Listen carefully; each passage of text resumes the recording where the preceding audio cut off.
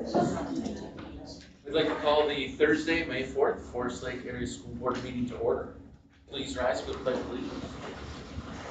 I pledge allegiance to the flag of the United States of America and to the republic for which it stands, one nation, under God, indivisible, with liberty and justice for all. Member Clerk, would you please take a roll call? Member Radeline? Here. Member Corcoran? Here. Member Hagelin? Here. Member Peterson? Here. Member Rayfield? Here. Member Christensen? Here. And Member Tyson, all here. At this time, I would entertain a motion to approve tonight's meeting agenda. So moved. Second. We have a motion and a second. Any discussion? Seeing none, all those in favor signify by aye. Aye. Opposed? Motion passes. We'll move on to scheduled and unscheduled visitors. Listening session, Member Christensen. Yes, we had 4 attendees just at the 6 o'clock listening session. Mostly some discussion around special ed services. We talked a little bit about least restrictive environment and focus on general ed classrooms as the goal. It's a good conversation. Thank you. All right. Sounds good. We will move on to student achievement. We have a student report from the SAD group. Principal Caldwell. Thank you, Chair Peterson, Dr. Massey, and the rest of the board. Always a pleasure to come with another student group. Tonight we have our SAD group led by Keith Schwartz. Keith is not able to be here. He had some family things tonight, but I have 3 student leaders here. I'm going to introduce Sydney Weiner, who's going to get us started. You may have recognized Sydney. She was back here when she was in 4th grade with the I Love to Read challenge at Linwood, which got the whole playground thing started. She was also one of the major actors in our last mock car crash. So with that, I'm going to hand it off to Sydney. Hi, I'm Sydney Weiner. I'm a senior at the high school and a co-president of our club SAD. Next year, I will be attending the University of Wisconsin River Falls, planning on studying secondary education. My name is Emily Ryan. I'm also a co-president of SAD, and I'm also a senior this year. Next year, I'll be attending San Diego State, and I'm majoring in speech therapy.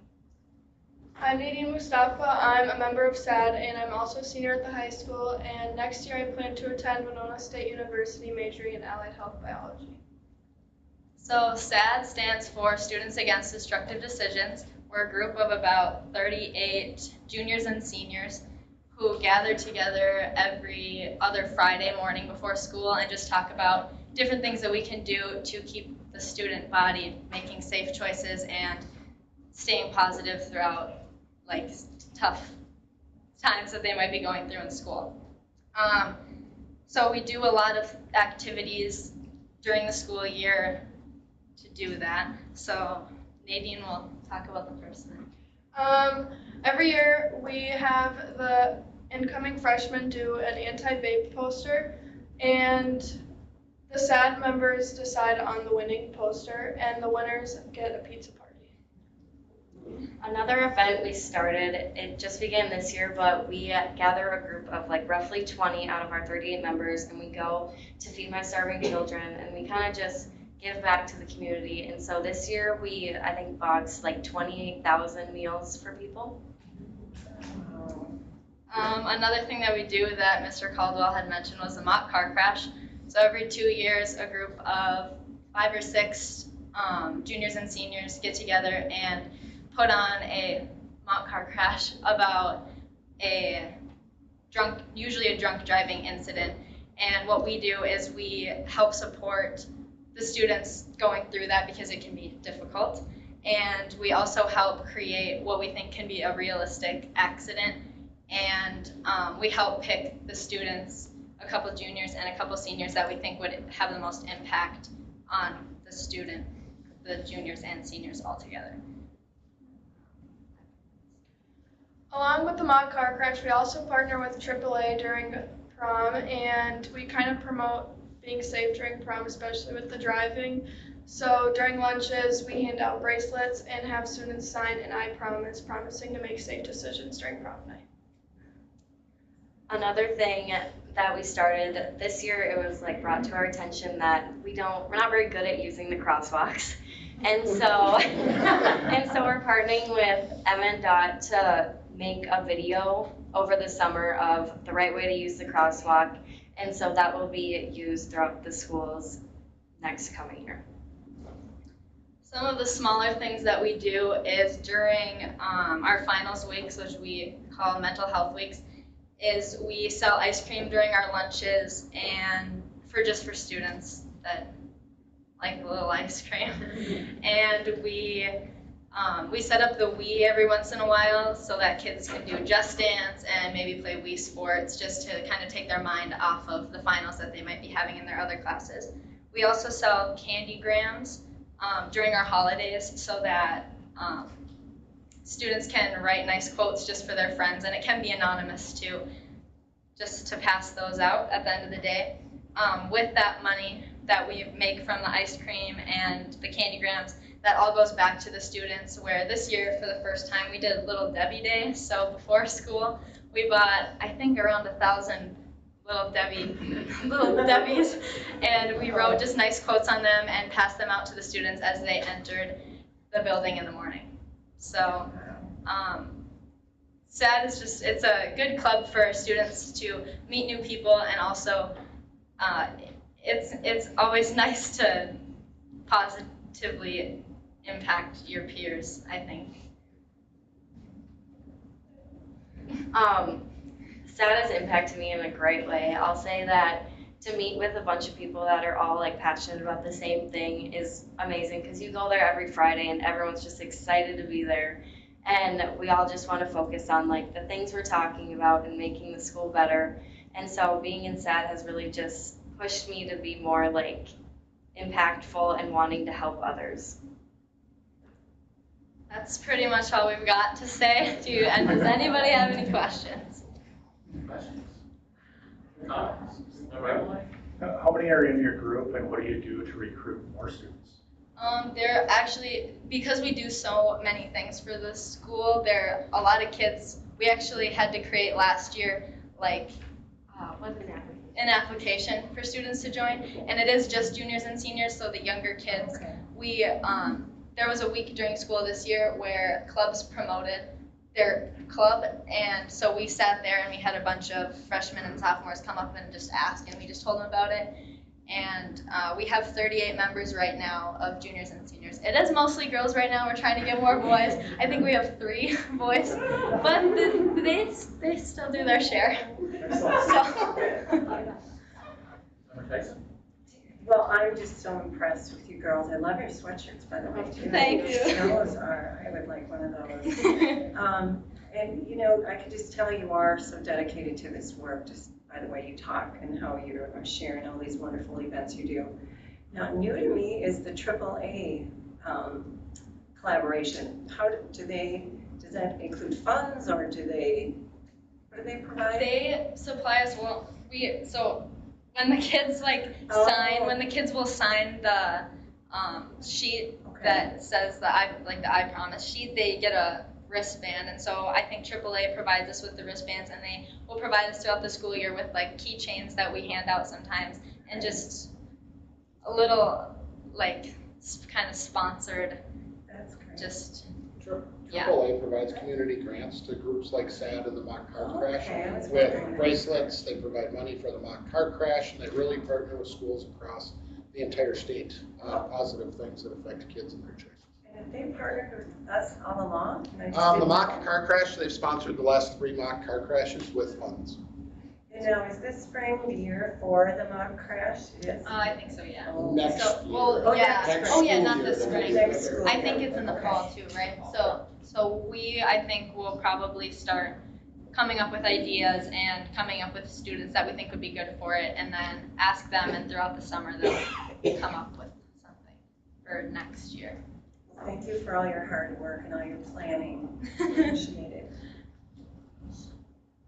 Well, I just want to say thank you for all the hard work. I echo what Member Tyson said, and also what you're doing makes a difference. The perception around driving drunk from when I was in high school and drinking and using substances compared to today is significantly different, right? It is far more socially acceptable to not participate in that activity. And that only comes through that kind of hard work and change. So really appreciate it. And perhaps a takeaway from this presentation is the reality, Mr. Caldwell and I talk about this all the time, that most of our kids do the right thing all the time. And it's a tribute to the work that you guys are doing and your leadership, so thank you. Well, thank you for your time. Thank you. Thanks for coming.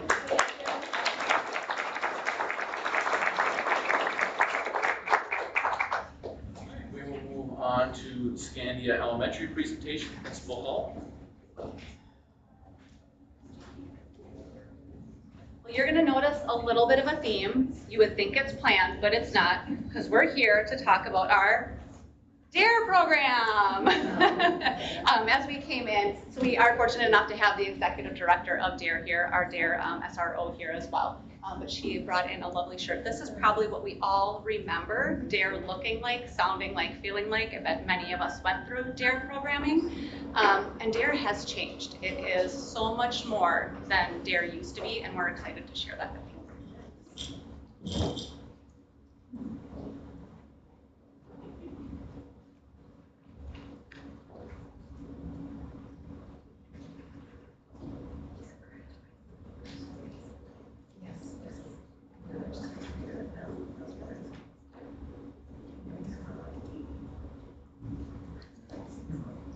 It's coming. Yep.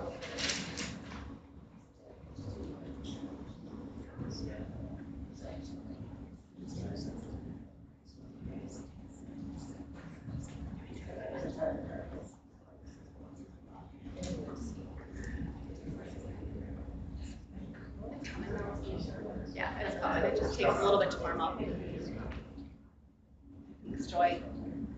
So as you can see, DARE does stand for Drug Abuse Resistance Education, but it also has another acronym that we're going to go through. It has a problem-solving model, and it is so much more than just focusing on drugs nowadays. So we're going to go over a few did you knows. So did you know that DARE has preventative lessons covering many topics? In front of you, you have the K-2 lessons because DARE actually has programming for pre-K through 12th grade. And I don't know that that is a well-known fact. DARE's decision-making model is define the problem, assess your choice, respond, make a choice using the facts and information you've gathered, and evaluate your choice. So that can be something as simple as 2 kids or 4 kids, however many on the playground. One group of kids wants to play this, one group of kids of this wants to play this.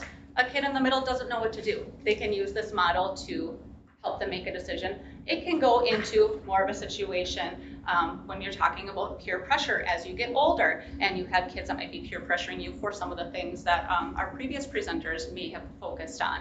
This is the same model that can be used.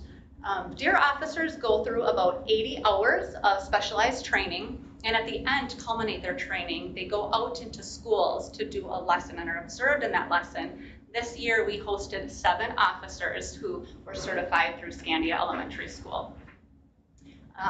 DARE at Scandia does not cost our district a single penny. We are very, very lucky with Washington County, and it's fully funded, all the training and all of the things that they bring in for our kids. It doesn't cost us a thing. One thing that is something new that I learned is DARE offers a remote program. So they actually have a video platform with virtual worksheets, the whole thing, distance learning, think DARE, with real live DARE instructors who have video recorded lessons. So that kind of makes it accessible to anyone. We're very fortunate out at Scandia. We have Zach Basil, who I'll introduce in a minute here. He is in our building almost every single day of the week and has great relationships with our kids and our families.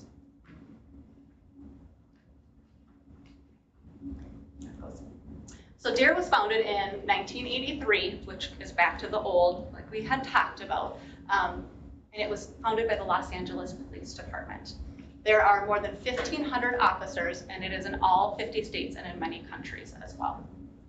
DARE is evidence-based and also relationship-based on that proactive side. On there, I kind of put some of the universities that they've partnered with to come up with the programming, as well as do research and evaluations of the programming.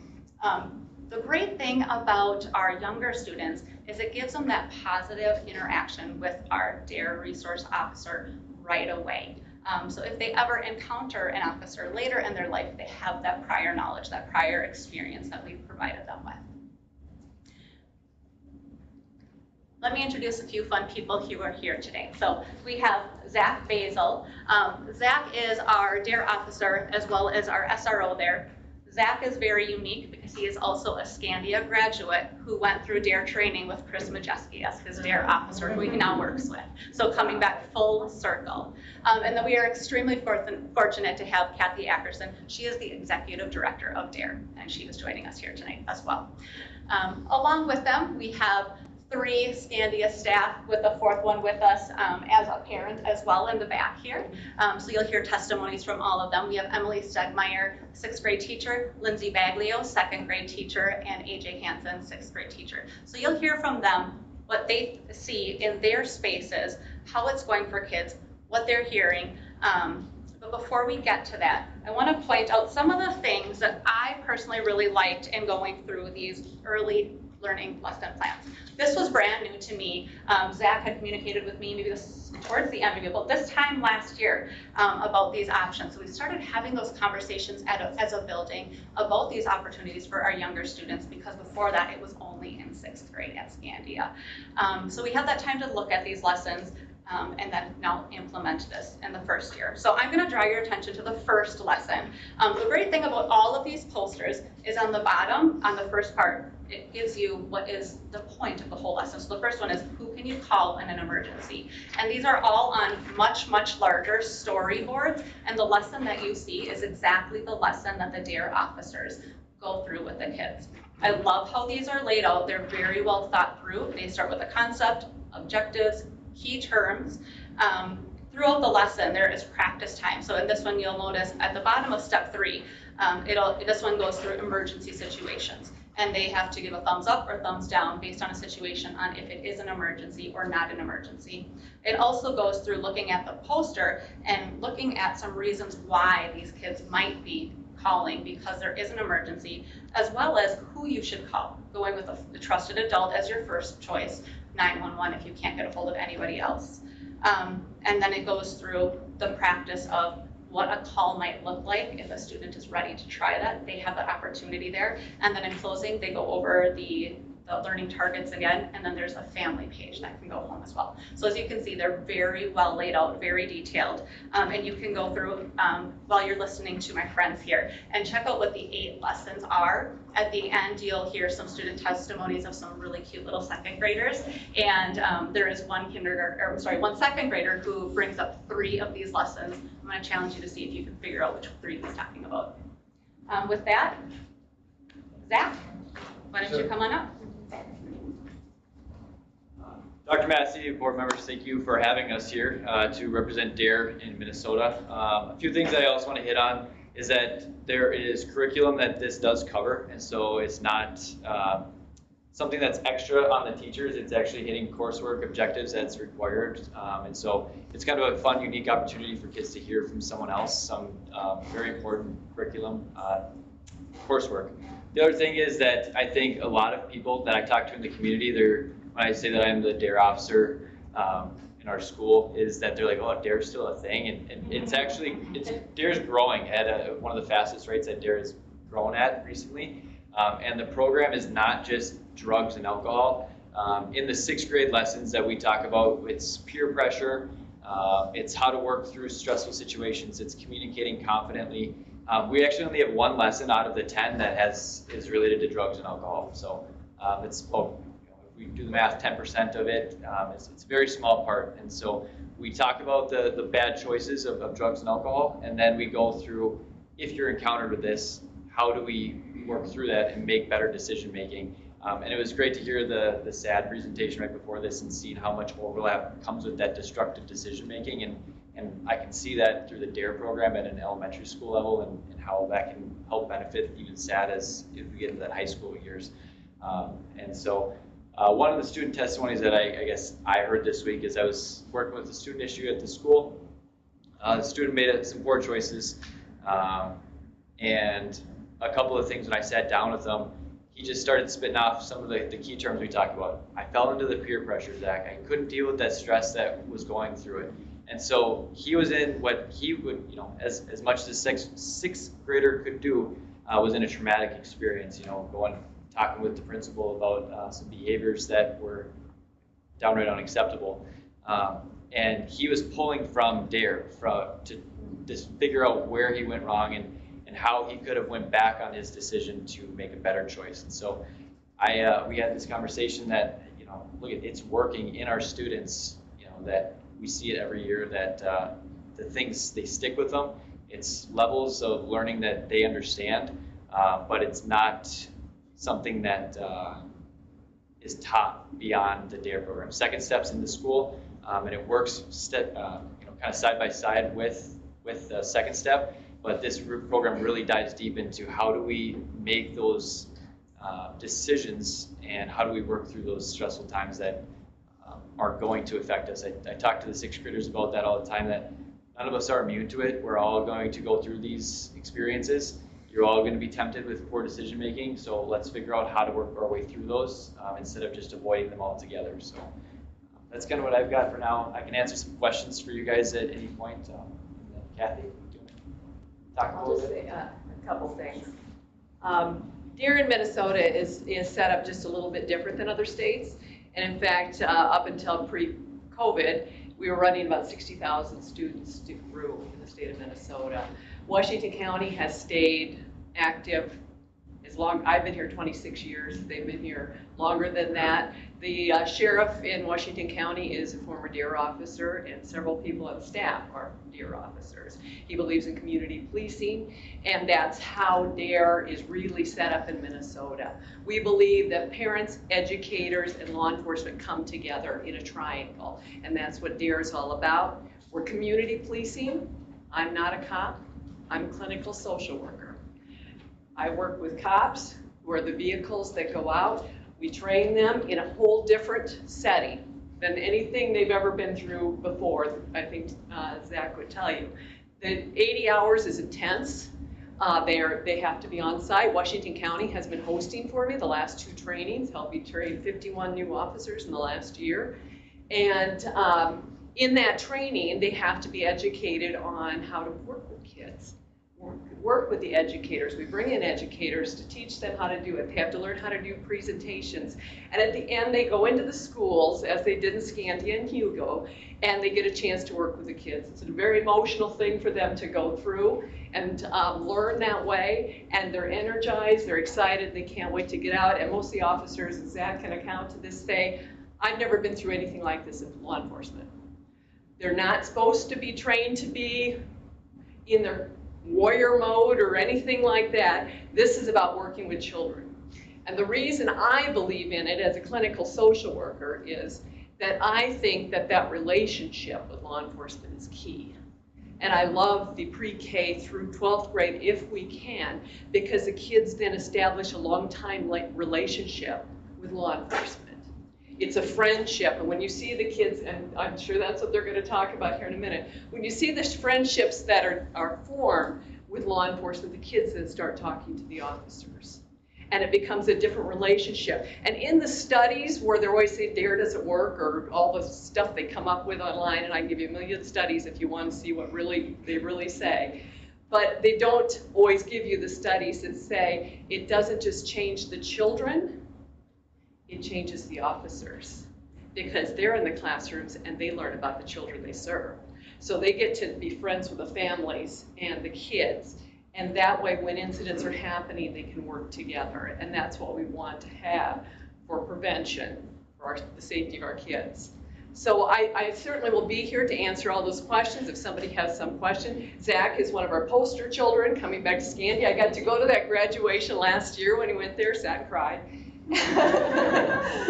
But it's fantastic. Washington County has really taken the lead in Minnesota here lately on wanting to host trainings with me, taking them out of the Bureau of Criminal Apprehension where we used to house the training and away from the law enforcement side. We put it right in the community side, and it's really made a change for the officers as well.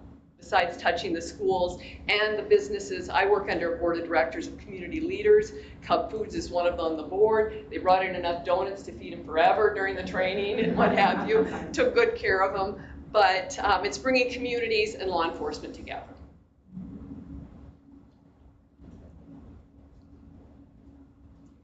Hi, I'm Emily Stegmeyer. I've been teaching 6th grade at Scandia for 20 years, and DARE has been a big part of that career for me. Like you heard, Zach was a former Scandia student, so he was one of my students not so long ago, just a couple of years. But DARE does make an impact on our students. They know that it's coming. Right away in September, our 6th graders like, when is DARE gonna start? When is DARE gonna start? We're like, don't worry, it'll come. And then Zach comes in and visits with them before the lessons get started, or whoever our DARE officer happens to be. And they really get excited about the opportunity to have a casual conversation with a member of our local law enforcement. In addition to the lessons that he teaches, one of the critical parts of his experience with the kids is called the DARE box. And it is an anonymous. Mine's an ice cream pail, yours is a shoebox.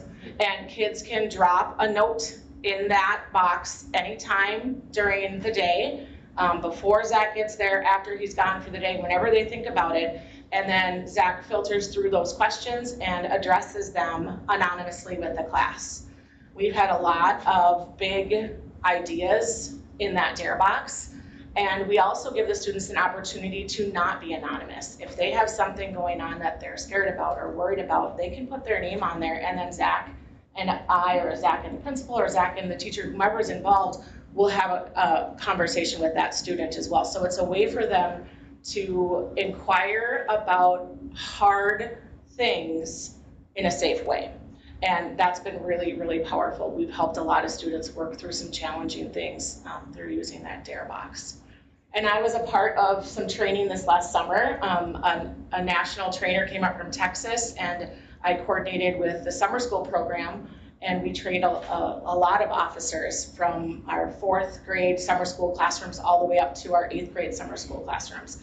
And to see all of those officers in the school learning how to be impactful with students was really powerful. And those officers came from North Dakota, South Dakota, Wisconsin, and were there any from Iowa? I don't think so. So several different states came here, and we coordinated that big training effort because that's how important it is to continue promoting programs like DARE. Thank you. All right, AJ Hansen, another 6th grade teacher. My view of it has been not quite as tenured as Emily's, but the one thing that I've really appreciated is the relationship that Zach gets with the kids. The lessons are great. I love how they connect to our SEL curriculum. I think that marriage between the two really hits home for the kids of when we start talking about peer pressure, when we start talking about decision making, when we talk about bullying. When Zach starts talking about it, they're like, oh yeah, we've talked about this. And I think it provides an opportunity for deeper conversations with him.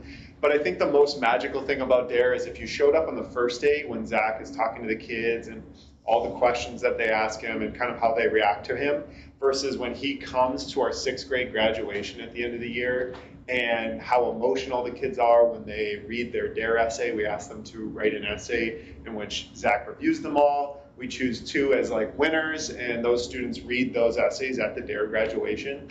In that short time, the relationships that are formed with not only our local law enforcement, but Zach as a person and our students, I think are the most beautiful piece of this whole process. They view Zach as an ally, as a trusted person, as someone that they can go to and feel comfortable with. And that's all we can ask for with law enforcement is being able to trust them and know that they're a go-to person in our community. And if we can inspire that in our kids, I think that's the biggest success piece of our program. So. Hello. So I have a little bit different perspective. 2nd graders are a little bit younger, and I will piggyback on what they both have said. The relationship has been the most important aspect. Our kids are so excited when we tell them that W. Basil is coming to do a lesson. It's probably the highlight of their week. We're not that important as their classroom teachers. They're like, oh, is it? We usually do our lessons every other week around 3 o'clock, and we get asked over and over, when is it 3 o'clock so that we can have our DARE lesson. The relationships that he has built with our students is amazing. He actually was able to come on our field trip, and that was another highlight for the kids. So I think one of the most important things is that relationship. They're getting a positive relationship from someone from the community. And then going along with the lessons, that they're learning these lessons, not just from their teacher, but also from WD Basel. A lot of our content like overtwined, so for the steps and also for our IB lessons. So it's really cool for them to hear it from a different perspective and on their level. Exposing them to these topics can be a lot, but we kind of do it in a way that is further developmental, and it's more of a like interaction conversation, which really helps them. But I think our biggest takeaway is just that connection that they have with the community then, because of Zach. Our last voice will be Bethany Lickscheitel. She's got a unique perspective. She's a 5th grade teacher, but also has a 2nd grader who's currently gone through, or will just be finishing up the 8th lesson that you're looking at. So my son is in Lindsay's class. Every day after school in our car on the way home, we talk about something good, something challenging, and a choice that he made. And I can tell you every time that Zach is in the classroom, because something good is always DARE. Sorry. It's okay. I get it. They get excited. I like when WDBs comes in. But from a parent perspective, it also helps us as a family sit down and talk about those really difficult topics. Cooper is my oldest son, the 2nd grader, and so we're new as parents to talking about some of the things that they're learning in class. And there's a parent sheet that goes home that we sit at the dinner table with, and we talk about it. We talk about how to call 911. We talk about choices, and those are things that we didn't talk about before he started DARE. So as a parent, I really, really appreciate the program. Before we get to the really cute part of the little kids, you're going to see their excitement, especially the 2nd little boy. He's one of those kids that just smiles with his eyes, and I could have given you every 2nd grader and every 6th grader. You probably got very similar answers. But what I would like to do at this time is I would like to invite you to some of our end of the year stuff that we have going on out at Scandia. The first one being our DARE graduation with our 6th grade students. It is on June 8th. Our exact time has not been scheduled yet, so I will reach out to you with that. But historically, it's been kind of that noon, 1, 2 o'clock time in the afternoon, depending on how warm of a day it is. The weather does impact it because we do it outside at Gamble Garden. Also, we have our last year, we presented on IB, and so we invited school board members to come to our IB exhibition. Gail joined us that day, and I think she would have great things to say. We invite you to join us on May 12th, and that is an all-day event where students will go through some projects they've been working really hard on over the last few weeks. Our PTO Carnival is coming up on the 19th of this month from 5:30 to 7:30. It is a wonderful time. Scandia parking is kind of sparse the way it is, but it gets real sparse on those days, so we get real creative. We still need dunk tank people, so if you want to jump in. And stop by the face painting booth. Yes, and that's a big hit. Face painting is a huge hit. May 30th is our K through 5 track and field day, and we split it up with our younger kids at one part of the day and our older kids at the second part of the day. A ton of parent volunteers utilizing our outdoor space on that day. June 6th, we have our K3 talent show at 9:30, and June 7th, we have our 4-6 at 9:30. So a lot of really fun, exciting things. If your time and your schedule allows you, we invite you to join us. But we will finish off with, what an actual other one. How do I get it back to us? There we go. Hopefully you can hear it. That I did not know it was so interesting because WDB was really fun when he teached us that, so I really got to know about it, and I really got to know about it. So tell me what you think about WDB. He's really nice and he really likes kids. Whenever he comes early, he shows like pictures of his family. That is pretty amazing. Yes, he's a new father. All right, McCoy. Can you tell me what you think about DARE? Do you love it? Do you not love it? What do you think about DARE? Tell me what you love about DARE. I love how I get to learn about new stuff and learn how to be more safe. Ooh, be more safe. Can you think of a specific thing you've talked about during DARE? How to know how to like when to go. Like if you're at a stoplight and it's red, don't go, and don't bully, and how to control your emotions. Ooh, those are 3 really good examples. Last but not least, what do you think about Deputy Basil? Sorry, I almost called him Deputy Zach there. Cool. Thanks, McCoy. Did you pick out his 3 lessons, or could have been 4 that I could have fallen underneath? Well, thank you very much for your time, and I know we went over time, but this is a really important topic in our building, and it is unique to Scandia, so we thought it was valuable information to come and share with you tonight. Do we have any questions? Member Tyson? So Deputy Basil, what does it feel like to go full circle for you? He graduated with my daughter, and it's like, wow. Yeah, it's really unique. I think I talked about it in my DARE graduation. I got to speak at our DARE graduation. I was honored to do that. And I just talked about how, I don't remember necessarily the things I learned in DARE, but it was, again, that relationship that I got to form with a member of law enforcement that led me to the path that I'm at today. And I'm not saying that I want every kid to go be a cop, but if I can just make a positive impact to be that person for somebody and make that difference for somebody, it makes it all worth it. One of the quotes that we heard from DARE, I wrote it down. One of our facilitators said this, and it clicked with me. And I think that I wrote it down and I keep it in my office. I look at it every day, and it's in a world where it's easier to build up kids, why are we doing it more instead of in a world where we can build kids, why are we trying to rebuild adults? And I think that is where we are stuck in our criminal justice system right now, is that we are trying to rebuild adults that have already created this, for lack of proper terms, mess that they're in. And we are not looking at building up kids the right way.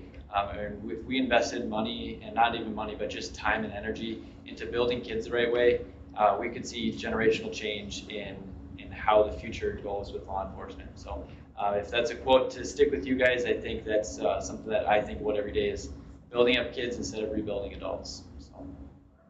That was very cool. Your gift, Christensen?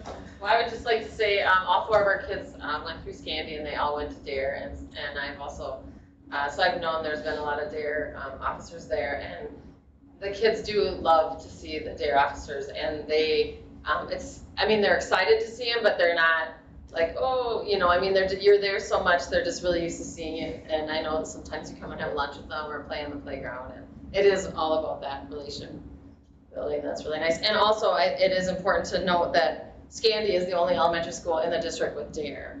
And I know that Washington County plays a big role in financial support of that. So thank you very much for that. Yeah, if I could speak to that just real quickly, I know we're over time, but the city council is a huge advocate for us. Our mayor and the city council members, I can't thank them enough for supporting us in that. But the DARE program is not supposed to be a burden on the school district. It's supposed to be an opportunity for students to get a unique opportunity to learn from a law enforcement officer. And so if a city doesn't have a DARE officer in it, they can coordinate with the sheriff's office or another agency to try to get a DARE officer into their school. We're all about trying to work across borders to make that happen. The Stillwater School District actually expanded it into their middle school this year, as well as one of their elementary schools.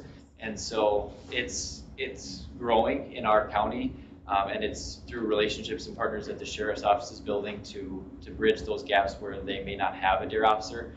And so I welcome any elementary schools. I know that we're kind of a unique geographical district where we're covering multiple counties, but Lakes Area PD is a big advocate of DARE, and they have officers. I can't speak for their administration, but Wyoming is right next to Lakes Area, and a lot of their kids cross over into Anoka County. There's a lot of big agencies that have DARE as well. So it's not just Washington County that has it. There are DARE officers across the school district or that service some different parts of it. So I really hope to see it grow and be a big advocate in that as well. I'll have to look into that. So, Zach, actually, brought up a question for me here. With us being a multi-jurisdictional district, like you mentioned, is there a central point of contact that maybe we can work with to help try to determine who we would work with to get more DARE involvement in more of our buildings? Kathy works highly with us about that, but it would just be trying to figure out, one, if the school is within, so like Columbus is within the Anoka County Sheriff's Office jurisdiction, because Columbus doesn't have a police department. As is Linwood. But the city of Wyoming has their own police department, and so we'd have to work with the schools within those jurisdictions. But I will say that I know of areas where it is covered, and Kathy can probably speak to this more on a state level. We usually, if a school wants to have DARE, we usually go to the local PD first and ask if they want to be a part of it.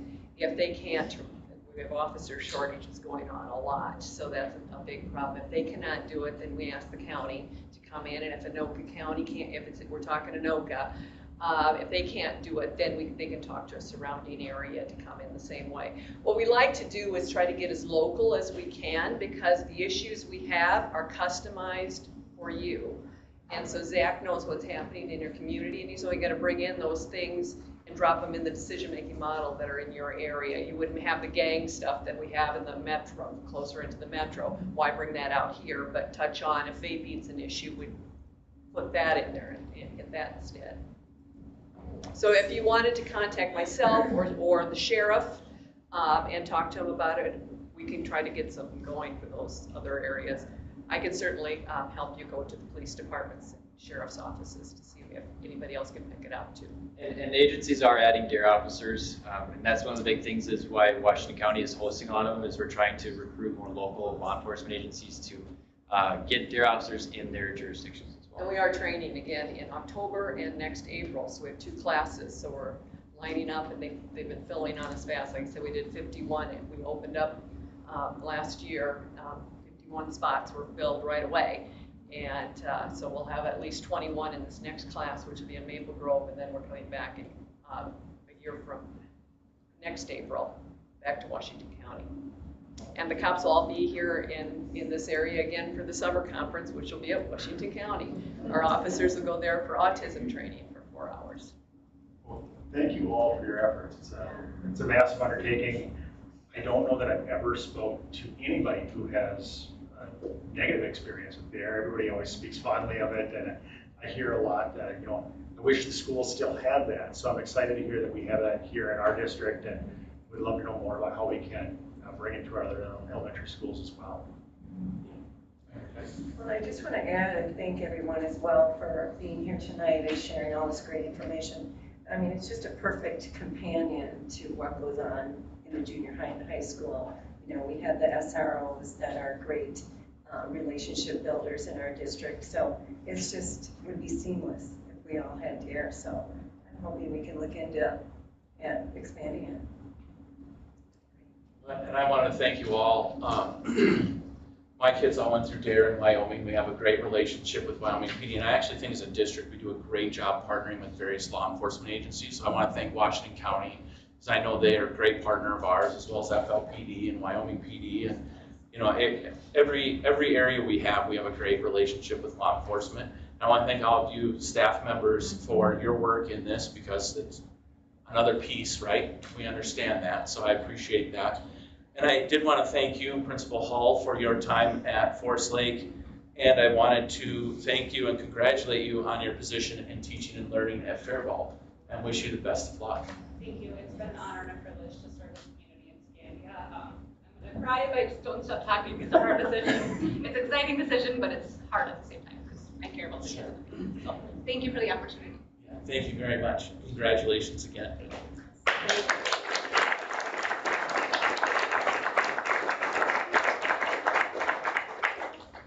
All right, we will move on to the Forest Lake Area School American Indian Parent Advisory Committee. Brad Wharton. Greetings. Thank you, everyone, for the opportunity to provide an update on the American Indian Education Program at Forest Lake Area Schools. Along with me tonight, I have Rebecca Wolf, who is the president of the Parent Committee Chair. Chair. Have you become Whatever. president? Yeah, might as well. And Marika Moss, who is our American Indian Education Coordinator. We went a period of time without one. Marika joined us in January and has gone full steam ahead since then. And we'll talk about some of those activities as we present. So just a little bit to begin, the way the program and committee is set up, you'll notice that we have a goal for equitable, intentional, and targeted educational opportunities for every American Indian student while fostering cultural identity and pride. The purpose, I've bolded the most important part, which is academic achievement, increase the graduation rate, and improve the school climate and school experience for American Indian students in a culturally appropriate manner. The program services are bulleted below, but we're going to see more of that as we go through the presentation. Specifically for the new members, American Indian Education has been in Forest Lake area schools for about a dozen or so years. Superintendent Linda Madsen brought it in her first year.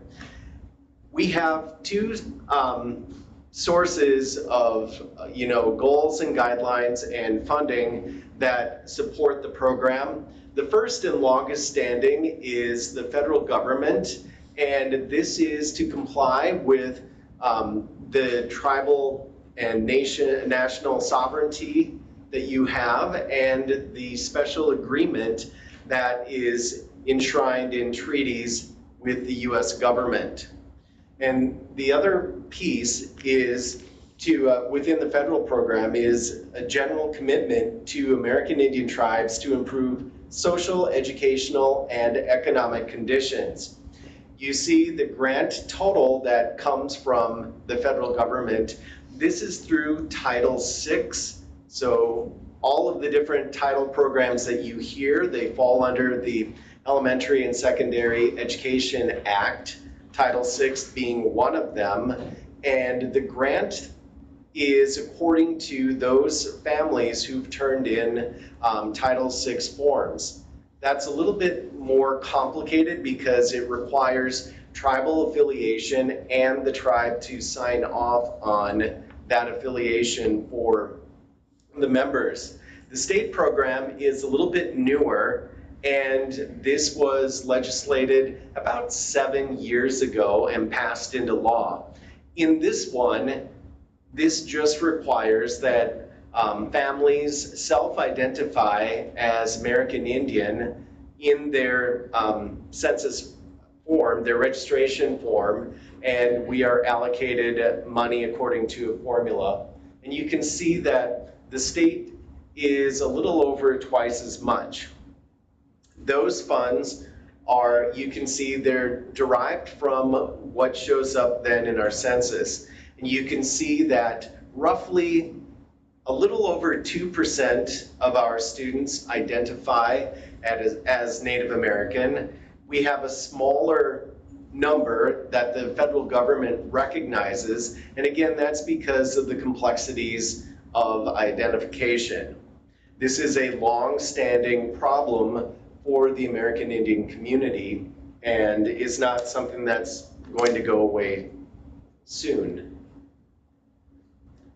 What I want to do is to speak to the academic piece, and then Marika and Rebecca are going to also talk a little bit academics and support as well as cultural connections. What we are using is the FAST test. FAST has been in Forest Lake for several years, and you've seen Director Jacobson and other members of the teaching and learning team talk about FAST over the years. The two things that we are going to be looking at is the at-risk group of students and those who are meeting their growth targets. We'll end it by taking a look at how students are doing on the state achievement tests. This is a complicated graph to take a look at. What I want you to do as you look at it, you'll notice that we have a series of 5 years. The last 2 years, I've tried to pull out so that you can see specifically where the native students are versus all students. What you want to do when looking at this chart to help interpret it, red and yellow are not the colors that we want. We want to see more green and blue colors. On the far right-hand side, I really think because of the disruption caused by the pandemic to learning for families and for our system, I'm really focusing on the last 2 years. And what you can see is the native students are performing, or we have a higher percentage of students at risk than we do non-native students. The good news is but they're showing improvement going from last year to this year. What this also shows us is the importance that the school system plays for students who are historically marginalized, because this is a trend that we've seen throughout schools in Minnesota and around the country, that those who come from historically marginalized background, the pandemic had a far more impactful experience for them. I'm sorry, the first one was for math.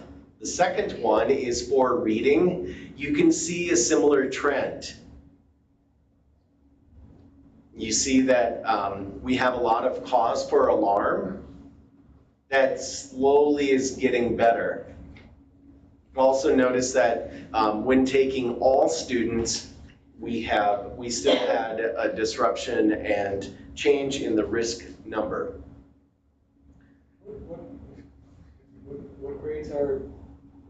What grades is this covering?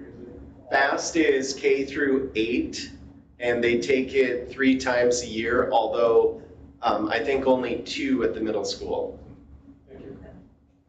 Yeah, good question. So let's look at growth.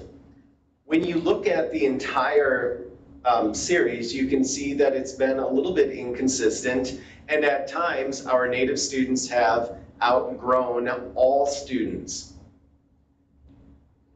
And then you can see this past year, we had a jump. So part of the other thing that can impact the volatility of our graph is that we have a much smaller pool of students who are taking this. If you squint and see the numbers, the number is listed inside of each bar to give you the total number of students that's representing. So that's A math. Growth in reading, you can see that it's similar, where again, we have native students who are growing at a faster rate, and then post-pandemic, not.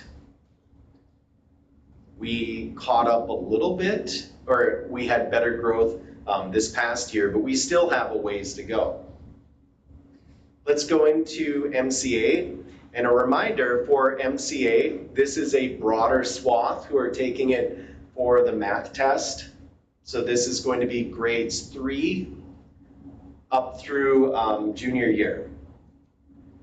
What you can see is a disturbing trend where we're going in the wrong direction.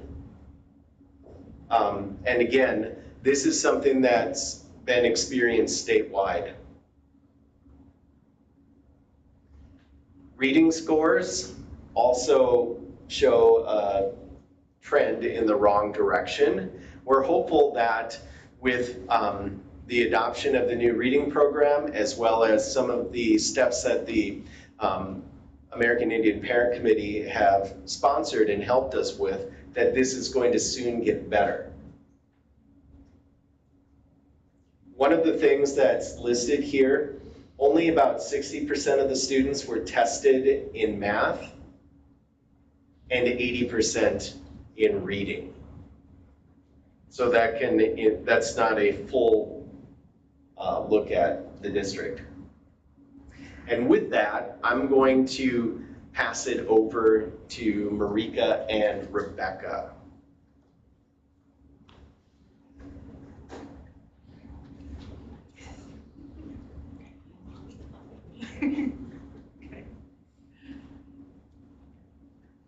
All right, Doja, Buju, Garagatahi Sigids, everyone. My name is Marika Moss.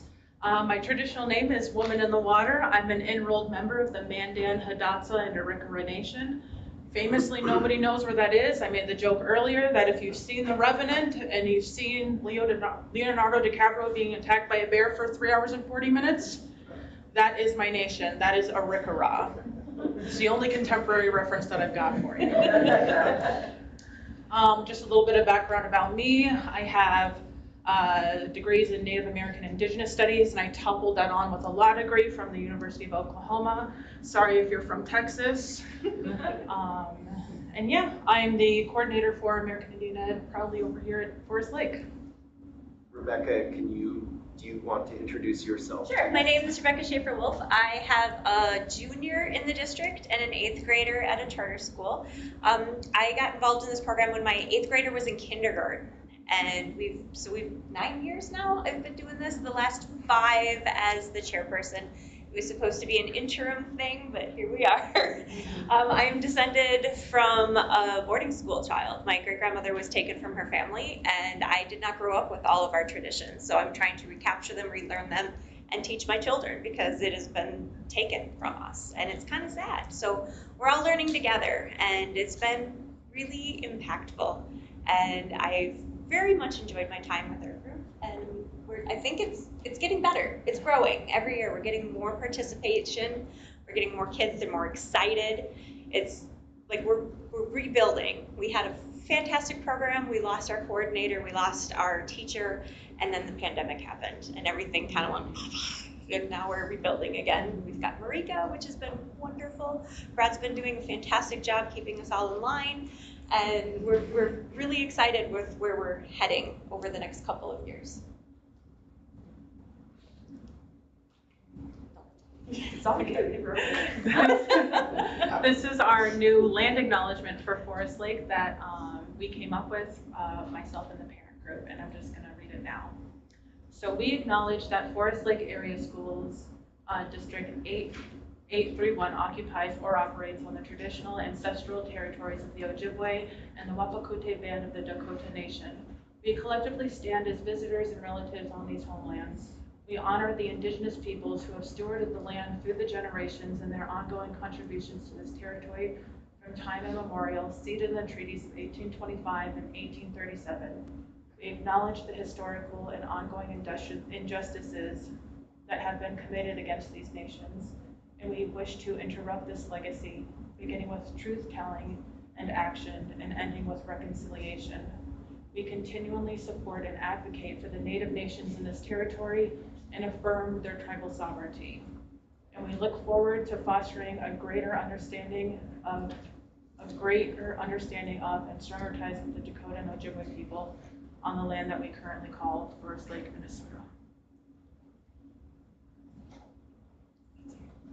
Okay, I'm going to talk about our advisory committee. In order to get funding, we have to have a parent advisory committee. If we don't have a parent advisory committee, all the money goes away. As far as I'm aware, the district pays nothing towards any of it. It is all state funded, it is grant funded, and federally funded. So we are unique in the fact that the district holds our money for us, but they do not control our money. Money is decided upon and everything is figured out by the parent advisory committee. So anybody is welcome to be on the committee. You can be a parent, you can be a community member, teachers, upper school or older children. School board member. School board members, anybody is welcome. We are very happy to have anybody in our community join us. If you want to learn, come and hang out with us. We're kind of a fun group.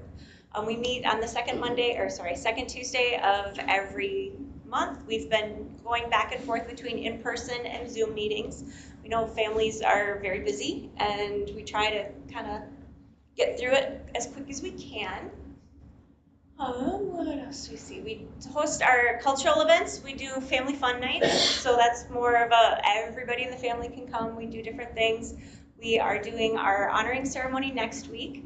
We used to do it for seniors, and then after the dumpster fire that was COVID, we decided we are going to honor all of our children. We have been through some stuff, and it was so fantastic. Like, it kind of came together. It was very stressful the week up to it, but Brad and Rachel, our admin assistant, were rock stars, made everything happen, and it was wonderful. So it's next Tuesday if you would like to come. It starts at 6 o'clock. Invitation's coming. Oh, is it? Okay. It's coming. Yay. So that's what's happening next. A couple weeks ago, a few of us were able to go to the Minnesota Indian Education Association conference down in Shakopee, and we learned a lot of stuff. We made a lot of connections. It was really fantastic, and I'm very excited that I've had the opportunity to go. It was fantastic. If any of you want to go next year, we'll pay for you.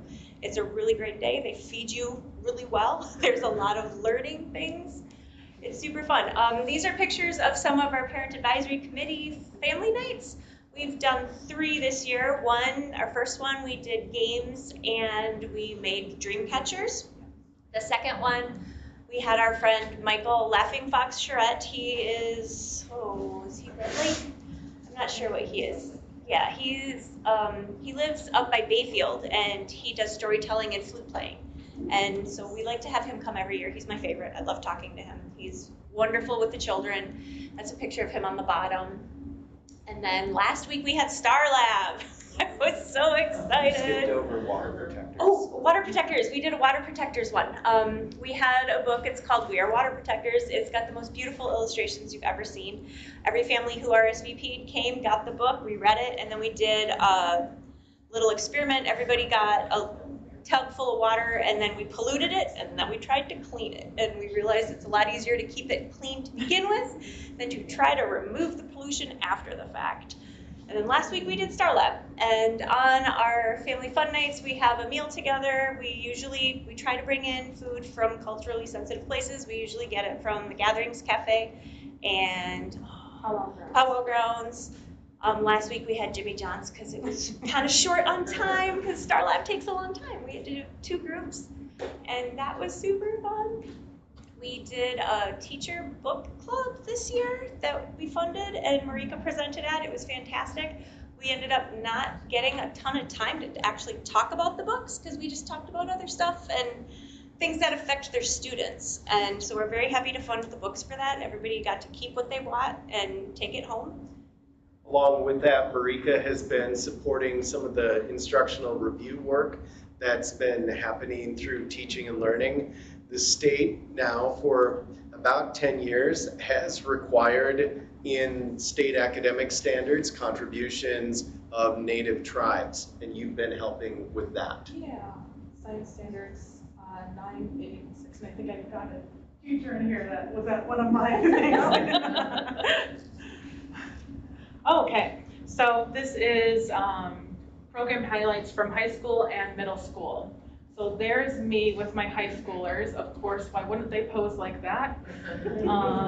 So I like to go in at least twice a month or as needed. For some kids, I can make it virtual or on like a Google Meet if need be, but it's typically in a group setting. And this is to connect with an Indigenous adult mentor, talk about school success and well-being, and just support them in any way that I can. And the last one is important, is to help, for me to help them affirm their Indigenous identity and to revitalize Indigenous epistemologies through academic and cultural-based lessons. So some of the cultural lessons that we do are native worldviews, which is astronomy, harvesting, and biology. We also do Indigenous identity, but that typically ties into any lesson that we're doing. We talk about historical and contemporary Native art. My 2 students down there in the middle school are coloring bandolier bags. Those are from the Ojibwe. They're typically beaded, but we had felt tip markers at the time. So they made them very pretty, some ombre them. I was on marker all over up and down the arm, but he was super excited to wear his all day, and he did. And he filled it with he took it out, all the red starburst, and filled it in his bag. He's like, bye, Miss Moss.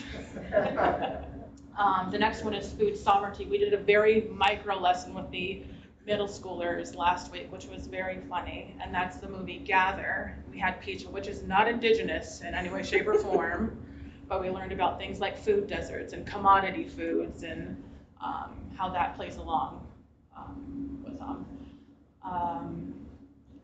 We learned about the tribes of Minnesota and beyond. So we learned about the Dakota and the Ojibwe, but I have kids just in the middle school that are at least 7 nations and beyond. So they could be Ho-Chunk or they could be Cherokee. I'm Hidatsa, and I just named 3 different tribes off too. So we do like to expand it past. There's 574 federally recognized tribes, so I like to at least hit them by region.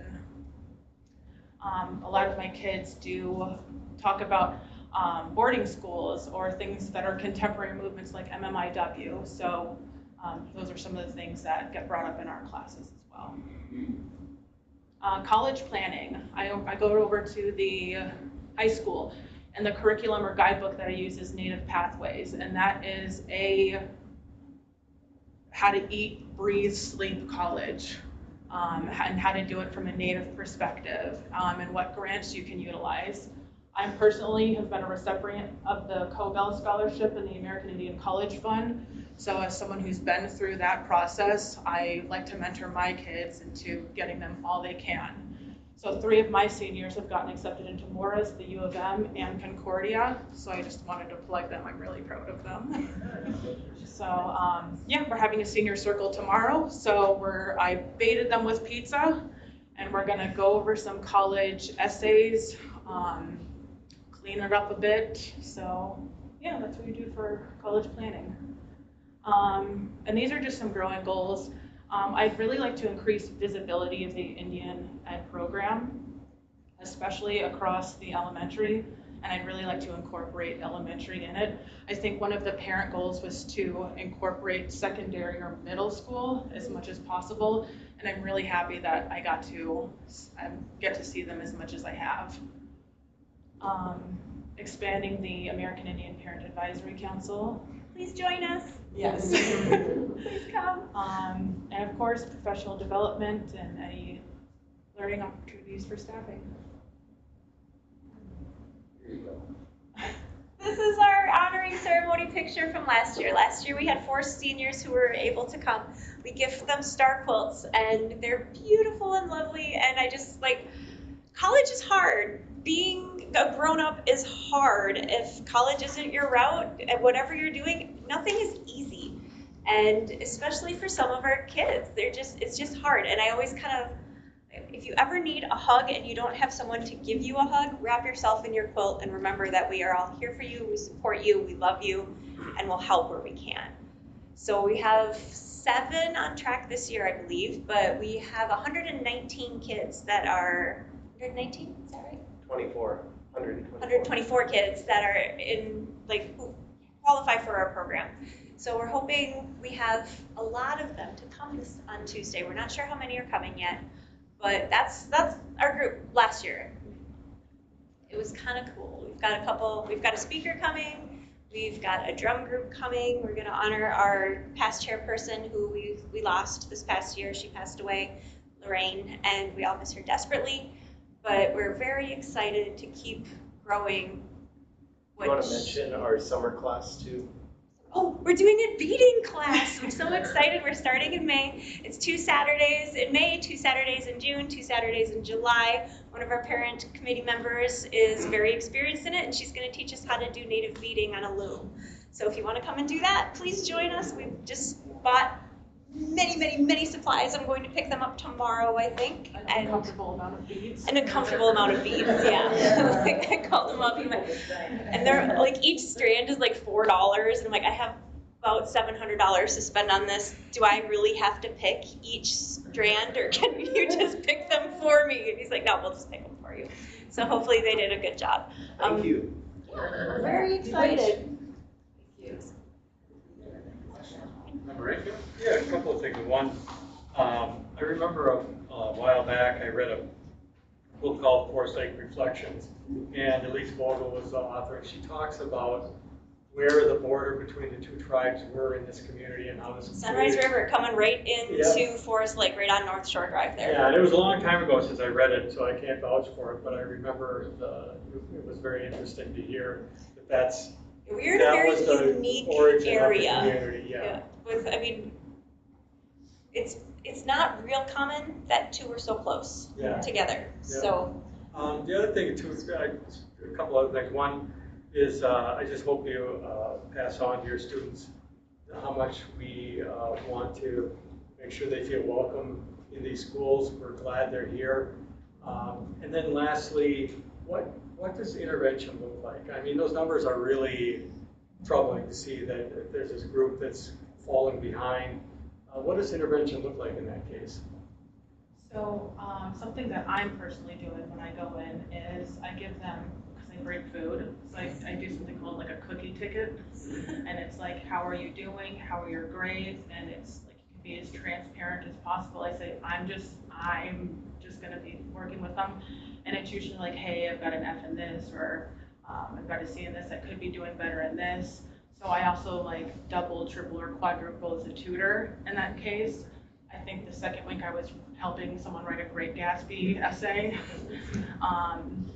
If they have trouble with, I just learned that ninth graders are learning physics, oh my gosh. There's resources allocated for Native Americans all across the city that are virtual that I can help connect them with. And I know that 2 of my students are utilizing those right now.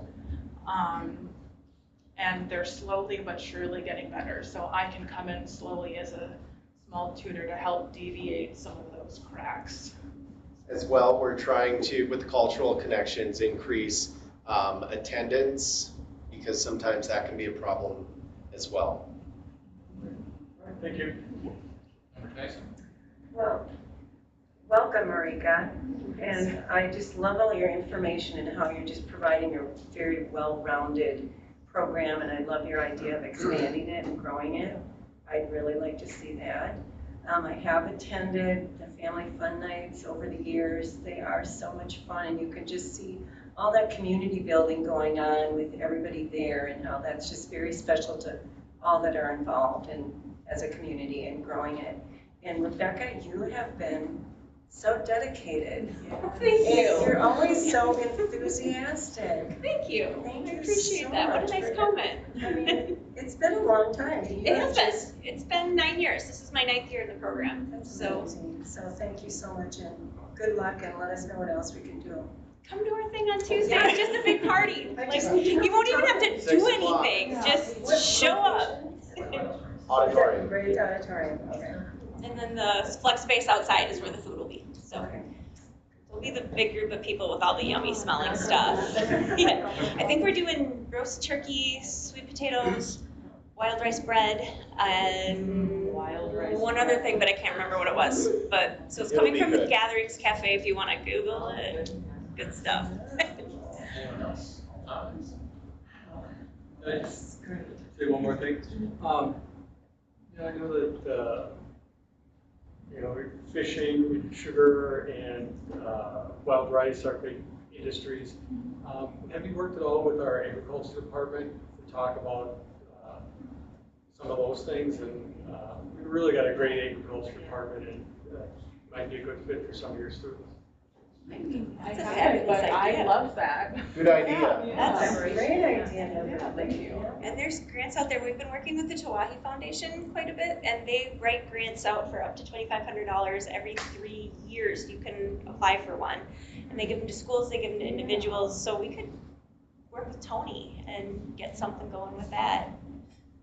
We'll report We back. could like tap some maple trees in the district somewhere. Thank you very much. Thank you. Thank you.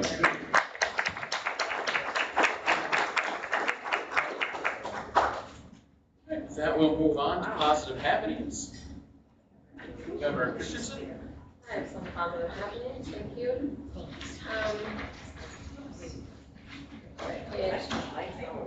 Well, I think I can speak for everyone to say that the #1 positive happening is that we work together to avert a bus strike. So thank you so much to our drivers, coordinators and our aides, and to everyone in administration that worked really hard to come to this agreement. So thank you to everyone. I've been attending a lot of JV and varsity lacrosse games, and I just want to say that I'm very grateful for such a beautiful field that has such good drainage, so we're not canceling all kinds of games because they're on grass, so thank you for that. On April 21st, I attended the Ninja event at the Forest Lake Middle School, and I have to say it was disappointing. The weather was really cold and rainy, and the Ninja equipment was out in the parking lot, but that did not deter a bunch of middle schoolers. It was really fun. I think they said they had 170 wristbands. You had to have your parents sign a wristband so you could do that. But it was very well attended by students and staff. There was a lot of staff members there. I was really impressed by that. They had a lot of activities. There was the Ninja obstacle course. Like I said, there was karaoke, which 2 staff members were doing. It was really fun. And they played a 9-square game, bingo. They had a concession stand. And there was definitely something there for everyone, and it was really fun. It was right away after school. I believe it was like 2:30 to 6:30, so that was really great. And I also heard really great things about the Ranger Rumble wrestling event on April 28th. I could not go because I was freezing at a lacrosse varsity game, but I heard that it was really fun, and it was a benefit for the Rangers, helping Rangers. I believe all the profits went to that. That was really great. Our older son at the high school said everyone loved it. And by all the pictures on social media, it looked like it was very well attended. So that was really fun. Thank you. Thank you. Anyone else? For my positive happenings, Member Corcoran and I got to attend the Taste, and it was held at the Scandia Creamery, and it's so wonderful to be back at these events and supporting these events and seeing people in person. They sold 170 tickets, and they raised $21,500, and that goes to the Lake Center for Youth and Families right here in Forest Lake. I went to the Linwood PTA meeting. Member Riggleline was there. I always admire PTO parents. They're so dedicated. They're planning their spring fling and their color run, and hoping to get a food truck for that event. And then last Friday, I was at Lino Lake's 5th grade science fair, which I love. It was so fun. It was Amy Greenfield and Mr. Miron's classes, and you know, I'm so impressed with our buildings from our 2018 bond. Those entryways are just fabulous. And at Lino, there was a lot of parents waiting, and they could go into that first entryway and then make their way into the office, show their ID, and get access to the building. So it was just, the staff were doing great. It was wonderful. But anyway, I heard everything from bath bombs to dog treats to comparing a lemon and a potato. And my favorite was, and does pop float, was a young boy doing one on pancakes, but what his hypothesis was on was the cooking sprays. So in talking about it, I said, how did you decide to pick this for your project? He said, well, I knew I'd get to eat a lot of pancakes. I'm like, that's great. But I told Mr. Miron, I said, they had such good verbal skills explaining everything. It was very impressive. And then I did meet with Sarah Stromberg, the coordinator for RISE. I wanted to take this survey and just find out all the details about it. And so it's our Substance Prevention Education Action Coalition. And I know other people have been taking her survey as well, but she's doing a great job with RISE. I think that was a RISE event you were at. Yeah, so it's Ranger Impact Student Experience. So the RISE is a student group in Forest Lake dedicated to making positive impact. So 7 through 12, any of our students can be members of RISE and help have that impact on student activities. So I have some information here if people want to take a look at that. And then, so their vision, this is the last thing I want to read, is, and that money is a Positive Norms, Community Positive Norms grant that is through DHS, Department of Human Services, their behavioral health. And so the vision is a Forest Lake community united and dedicated to empowering students to value their health, safety, and future. So it kind of goes with our whole theme tonight. And that concludes my report. Anyone else? I'm going to talk about the FFA plant sale that I realized we hadn't talked about yet. They are open for staff on May 5th, which is coming up from 8 to 5, and then it's going to open up for the public after that, starting on May 12th. And they just have an amazing assortment of 4-packs and hanging baskets, perennials. It's just a way to really support those kids working hard in that department. So I went last year, I know Gail and I used to go every year, and they have great plants, and it's a reasonable price, so I recommend everybody check it out. Yeah, so in addition to the PTA, PTO events, sports events that I typically do, I got 3 things I want to bring up here today. The first being the Bethel music event. Our high schoolers did such a fantastic job, and you know, the teachers and the staff worked so hard to make that a special experience for them. And once again, it was very impressive. Really enjoyed that. The next thing is that just a couple of days ago, I went to Career Exploration Day and presented in my profession being cybersecurity and data protection. And I got to spend about 45 minutes with approximately 30 students that had quite a bit of interest in data security. And we talked about everything from you know, incident response, ethical hacking, event threat vectors, and just various risks. And it was great to see them connecting the physical world to the virtual world. And I think we have some prospective security engineers out there. So that's very exciting to see. And then the last thing is kind of a personal feather in my hat that I thought I'd share with the group here. I was able to finish a plethora of MSBA training here. I actually had to write them down so I could go through them all, but I went through the MSBA officers training, went through training in negotiations, privacy, and FERPA, and student data. And then I was able to finish all 4 phases, the typical board training being board basics, leadership and finance, building a high-performance team, and then representation of the community through policy and engagement. So kind of looking forward to seeing what MSBA has in the docket, probably for next year, because they have completed this year's offerings. So that's all I have tonight. I attended several trap events out there at the Forest Lake Sportsman's Club, which is always great. I like to shoot myself, so watching the kids shoot is fun. And my son's shooting, he's improved greatly with coaching out there since the beginning of the year, so that's always super fun. Unfortunately, I missed the Bethel event because my flight did not land early enough, so I had planned it out, and then we were delayed out west, and were not able to make it back in time, so that was unfortunate. But all right, we will move on to reports, workshops, and conferences. Anyone? We will then go to 916. Member Tyson. Yes, so 916 board, we met last night at the DO in White Bear Lake. Some of our action items were, we had the first reading of the preliminary budget for 916. That will come back around next month. We had a first reading and lots of discussion on 6 policies. We also went over the dates for the graduation celebrations. They're getting very excited, as well as we are, for graduation. We also passed a resolution for 916 to be an alternate licensure program based on the data from PELSB and identifying the ongoing statewide struggle to retain current educators and recruit new individuals to the profession. They are now going to be an alternate licensure program, 916, for autism spectrum disorders and emotional behavior disorders for level 4. So I think that shows a lot of foresight on their part.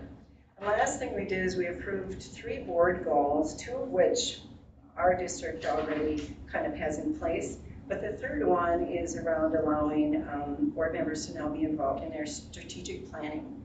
And there's 3 board participation events for July and August. And that concludes my report. Thank you, Member Tyson. We will move to buildings and grounds. Member Hagelin. We talked at the Buildings and Ground Committee about the ice arena project. The field house structure is now down. A lot of the utility work with the gas lines and transformer work has begun. There were some issues with road restrictions up until, looks like this coming week will be lifted. So the chiller is down now, and it's anticipated to come up mid-May. But with all that work, that's still on schedule for August 31st completion. I also talked about the long-term facility maintenance, which is due to the state by July 31st, so expect that to come to the board for approval in June. And then also, we talked about maintenance around the district buildings. The high school boiler number 1 did make it through the winter, but unfortunately had a bit of a failure coming this spring, so they're currently awaiting parts to get that fixed. The Bobcat is still having some issues. The seal kit being replaced in the hydraulic pump. They're getting estimates for these new seals, on the road drain bowls that are dried out and leaking on the roofs of the high school. And because observatory construction was scheduled to begin at the end of April. I don't know if that happened or not now because of the weather, but it did happen. And that was all for buildings and grounds. Thank you, Member Hagelin. We'll move to the City of Forest Lake. Member Christensen. Yes, I did attend the April 24th City Council meeting. They talked about various topics, but there wasn't anything really pertinent, I don't believe, to the school at this time. Communications Committee, also Member Christensen. Yes, I attended the Communications Committee on April 20th. We talked a lot about district marketing and communication. We talked about the kindergarten mailer and looked at that from the different schools. We talked a lot about the block FL and how that has been being used a lot more as a clear marketing strategy. We talked about community education, about the catalog and how there's a dedicated district page in every issue, and how community ed is part of the district, and they highlight that all the time, unlike some other districts don't do that. So, thank you. Thank you, Member Christensen. We'll move to community education. Member Rayfield. Yeah, we talked about the youth and adult programs. We got an update. We got a community ed update, and we kind of went into kind of a deep dive into how people are selected to have a community ed course, and how they're picked and how they're paid, and how that whole kind of interaction between somebody coming in and saying, I'd like to teach this, and how it ends up happening. Can I say something? Yeah. I'm sorry, I believe you missed something on the agenda. You mentioned, I was also at that meeting, you mentioned on June 16th, your daughter is going to be on Jeopardy. Yes. So that's very important. Well, And exciting. What are you waiting? We've been waiting to hear. Yeah, well, So you Can't can't say. Thanks, Jim. I'm sworn to secrecy. Yeah. How'd you find that? All right. We will move on to curriculum instruction and equity. Member Reveline. Yeah, we really focused on the Title I program here in the district, the various metrics that we're using to measure progress in that program, and I think just the 2 elementary schools that we have that are in the Title I program. Thank you, Member Reveline. We'll go to finance. Member Corker. We spent some time talking about the fiscal year end 23 budget status. We also looked at budget planning for 24. Really concentrating, talking a lot about our fund balance and trying to be creative and working hard to increase the fund balance. Talked about the medical premiums coming up. They're not done yet, but they're working with the provider to kind of look at the increases and try to keep those as low as possible for our staff. The legislative update, of course, is about the money we're hoping to get from the legislators, and possibly some mandates that they're enforcing that could impact our funds. So it was kind of a good and bad conversation at the same time. So other than that, and also possibly delaying the clinical opening, there's some things that they were talking about to defray some costs for next year. And that concludes my report. Thank you. We'll move to policy committee. Also, Member Reveline. Yeah, I can actually piggyback on some of that, waiting for legislative updates. So in addition to the policies that we'll discuss later in the meeting this evening, we also had some discussion on policy number 515, which is our disciplinary policy. It's pretty comprehensive, covers a lot of different things, but there's potentially some changes happening at the legislature now that may affect some of the finer points of that policy that we'll address later this summer. That concludes my report. Member Redline, there was no staff welfare committee, so we will move on to the superintendent's report. Dr. Massey. Thank you, Mr. Chair. I'd like to thank our presenters tonight from our students who are part of the SAD group. As I mentioned, doing just amazing work and providing really important leadership for our kids. Our DARE program is really exceptional. I'd like to give credit to our teachers that have stuck out through a long board meeting. Thank you, but your work in the DARE program and your work throughout the school supporting kids is really important. So thank you, and recognizing Ms. Hull's work and Deputy Basil. And mention, and I'd like to echo the support of Sheriff Starry in Washington County for supporting the program. It wouldn't happen without that administrative support as well.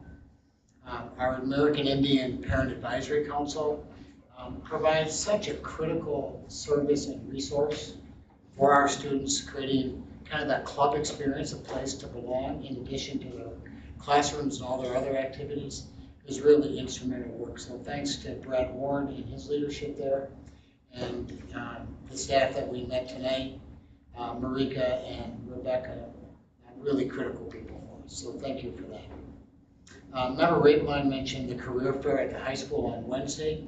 They had 84 different sessions, 127 different professionals across this community and even more broadly across the metro come in and provide their firsthand experience in various, as you can see with 84 different sessions, various career fields. So when you think about our career pathway and our career wheel, the work happening at the middle school, around college readiness, all that now streaming into job opportunities, career opportunities, post-secondary education opportunities, and trying to bridge and create those connections for students. Mr. Caldwell, Principal Caldwell, Molly Barnett, and Mike Miron, it's a major feat that they pull off, and it's a great value to our students. As Member Corcoran mentioned and Member Rabeline mentioned, the legislative session is really at their critical juncture, so please stay tuned. I'll provide ongoing updates. They're done introducing and hearing new bills, taking testimony on new bills. They're down to really House and Senate File 2497. That's the Omnibus Education Finance and Policy Bill. They're meeting in conference committee currently, which is comprised of 5 House members, 5 Senate members. I've got that on the side screen an hour and a half every day in my office. It's not entertaining, I can tell you, but it is critically important as they debate line by line that feeds funding into public education and drives, as mentioned earlier, some different policies that are going to influence school district operations. We've talked many times about the potential for significant funding increases, but along with that, there are some policy pieces we're paying close attention to. I'll continue to provide those updates as we move along. I'm confident that the legislature will adjourn on time on May 23rd, and they're moving, I think, rapidly toward that deadline. Typically, or in many years, they go to a special session. I don't think that's going to happen this year. I think they'll get done on time. So the countdown's on, and we will know shortly what our finances and expectations by way of policies are by May 23rd.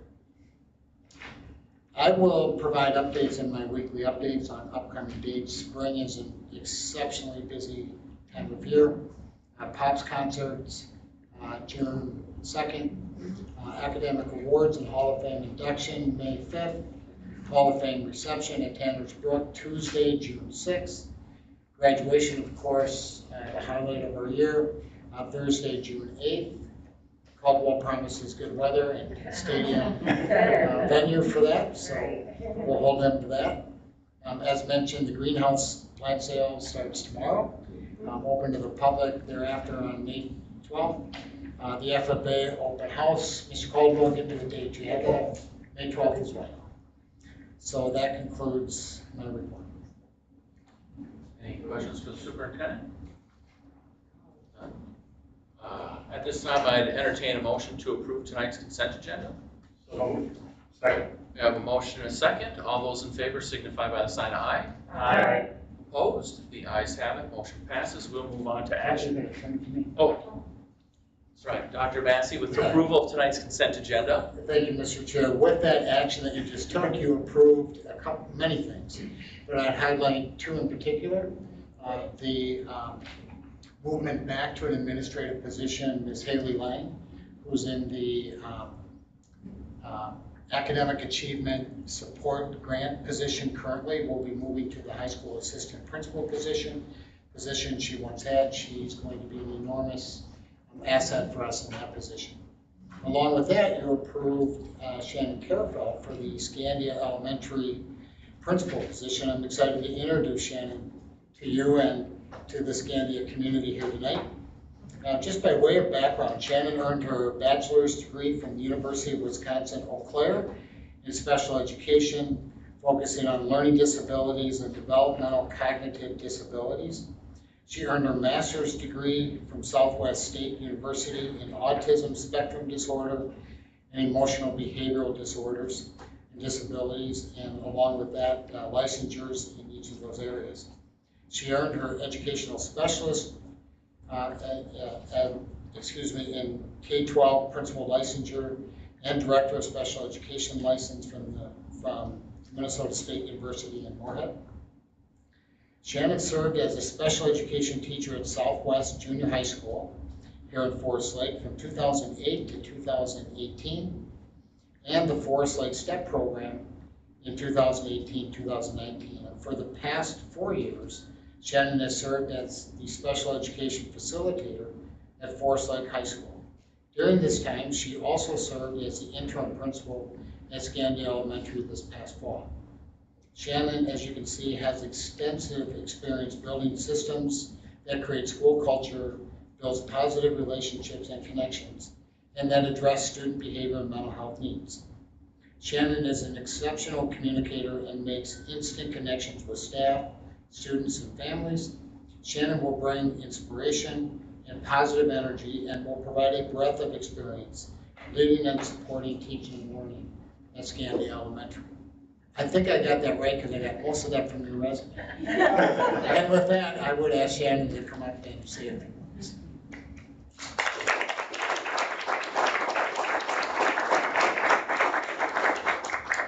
Board members, Dr. Massey, thank you. I am so excited to be here, and I am so blessed, and I feel so honored to take on this position. I am so excited to lead such an amazing building filled with amazing staff, students, and families.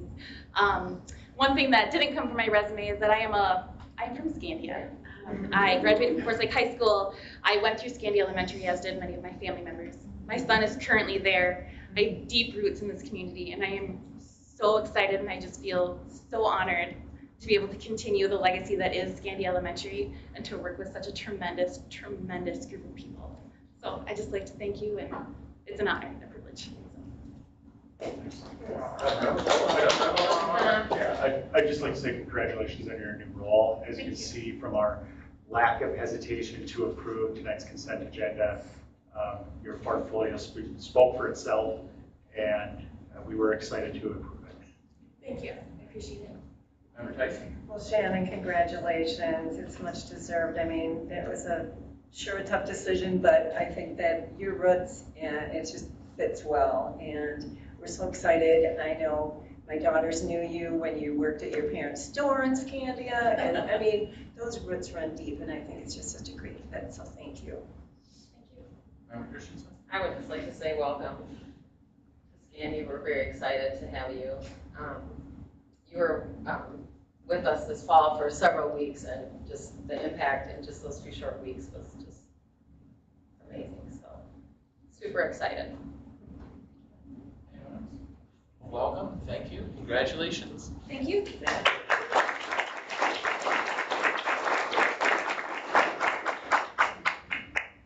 That will move on to action items. 8.1 donations. Member Christensen.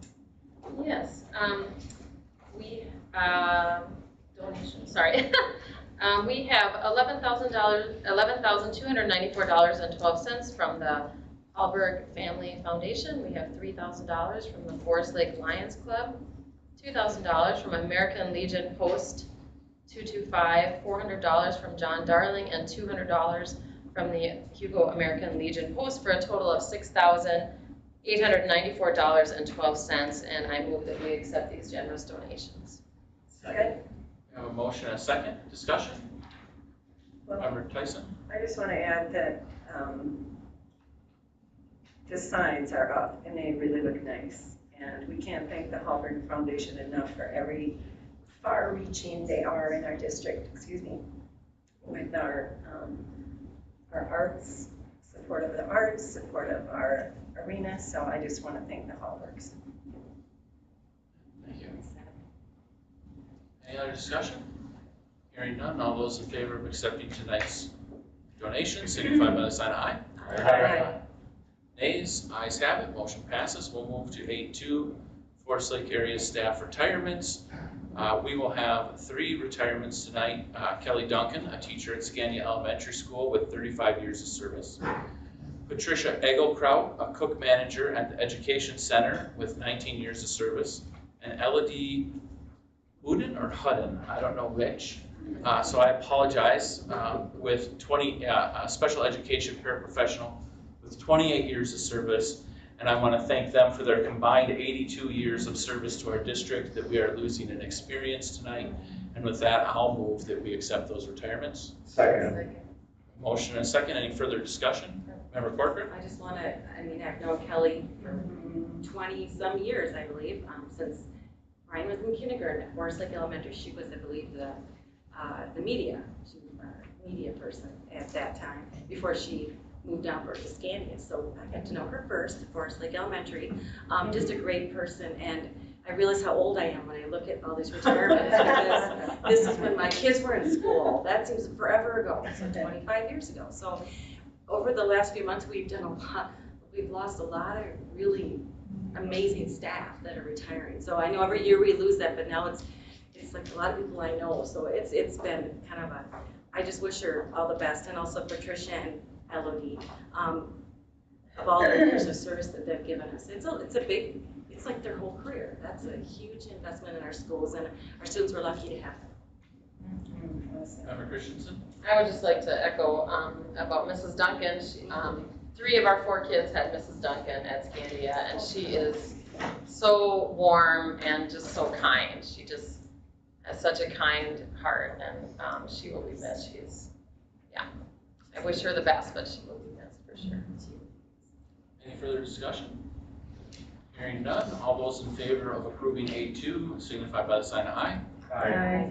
Opposed? Ayes have it. Motion passes. We will move to 8.3, proposed new policy, school board procedures, rules of order policy 106A. Dr. Massey. Thank you, Mr. Chair. The purpose of this policy is to provide specific rules of order to conduct meetings of the school board. Policy committee has reviewed this. This would be a new policy, 106A, and modeling the legal references you see in the policy, and of course cross references with Minnesota School Boards Association, etc. So with that, the administration would recommend approval. Do we have a motion on 8.3? Second. We have a motion and a second on 8.3. Discussion? Member Tyson? Well, I find this confusing and unnecessary. I think we already approved on March 2nd, 106, our policy, and I just don't feel like we need anything in addition here. I'm not sure why under H, 3H, that clerk information is bolded. We've always had this rotation map that's always been used, and honestly, when I've gone to trainings and talked to other colleagues, they want to replicate this. So I think we have so many important things to focus on in our district. I just don't think this is one of them. Do you have any further discussion? Member Rayfield? Yeah, to me, it just seems like a solution in search of a problem. I was chair for, I think, 13 years, and it just felt like, people treat each other respectfully, and I've always seen that on this board. Then keeping the rules as simple as possible is the most effective, because I think it is easiest for the public to follow, and it also kind of prevents, people using arcane rules to leverage things. And so, to me, I mean, I never want to, I think if we stay focused on what's good for kids and keep the rules simple, based on the tradition of this board, I think it works out best. I don't ever want to have a situation where instead of arguing about what we think is best for kids, instead we're getting into these arcane policy debates, because I don't think that really helps anybody. It makes us look like we're not here for what we're here for, which is the academics of our kids and the well-being of our kids. So that's just my thing. I think simple has worked great for us, and we've seen that when we had MSBA come in, and really they were very complimentary about us being a highly functioning board. So that's my thoughts. Further discussion? Seeing none, all those in favor of approval of 8.3 signify by a sign of aye. Aye. Opposed? No. Nay. Nays have it. Policy fails. We'll move on to 8.4, Public and Private Personnel Data Policy 406. Dr. Massey. Thank you, Mr. Chair. The purpose of this policy is to provide guidance to school district employees as to the data the school district collects and maintains regarding its employees, volunteers, independent contractors, and personnel. Really, the noteworthy changes here are its references to the Code of Federal Regulations, and it's being spelled out in the policy. So with those simple language and structural changes, administration would recommend approval. Do we have a motion for 8.4? So moved. Second? We have a motion and a second. Any discussion? Seeing none, all those in favor of approval of 8.4 signify by the sign of aye. Aye. Opposed? The ayes have it. Motion passes. We will move to 8.5, approve the 2022 through 2024 bus drivers and bus aides agreement. Do we, Dr. Massey? Thank you, Mr. Chair. I'll walk through the most significant changes here in just a moment, but I would like to add to the comments raised earlier. We're excited administratively to reach new common ground with our bus drivers. They are exceptionally valuable to the operation of our district, both our bus drivers and the aides and the care and safety that they provide to our students every single day. So we are just extremely grateful for their work and the opportunity to come to an agreement that hopefully allows us to move forward. So with that, I'll highlight just a couple of the noteworthy changes. You'll see on page 6 that there is a change in the medical and hospitalization insurance. In the second year of the contract, which would be next year, 23-24, that the individual or single portion of the family premium, or the individual premium, is identified or calculated as a 80-20 split, with the district picking up 80% of that cost, the employee picking up 20% of the cost. And then also in the second year on the family insurance, for those taking family, there is a $50 increase in the district contribution for family insurance. You'll see on page 9 of the contract some different language in how vacations are identified and paid for the bus drivers. Some interest on bus drivers to have some of those holidays paid during spring break and other times when they're not driving, so that it spreads out payments to those parts of the year.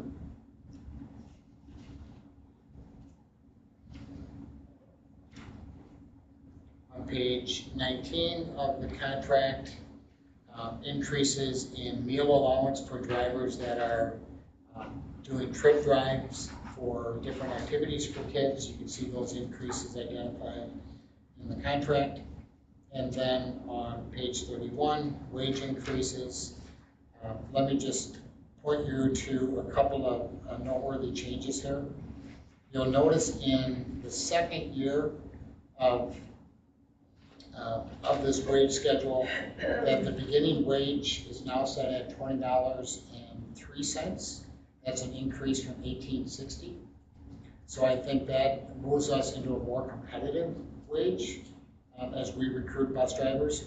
And then the top wage over that step schedule over the course of those 4 years is now up to $22.87. That's a full $2 increase from the beginning of this contract, which would be the 22-23, this current school year. So a full $2 increase beginning next year.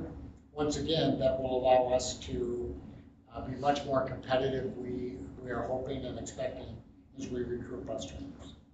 You can also see the wage increases for bus aides, $17.03 as a starting wage, up from $15.88 to a top wage of $20.33 per hour, up from $18.56.